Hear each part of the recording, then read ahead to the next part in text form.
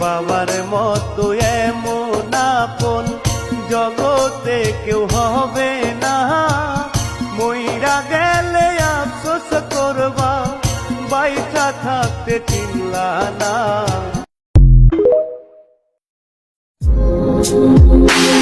আমার মায়ের পরে আমার জীবনের সবচেয়ে সেরা উপহার কি জানেন?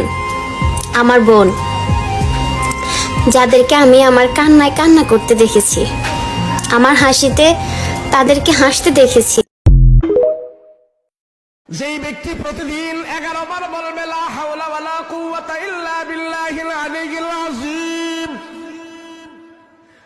আস্তাগফিরুল্লাহাল্লাযী লা ইলাহা ইল্লা হুয়াল হাইয়ুল কাইয়্যুম ওয়া আতুবু ইলাইহি।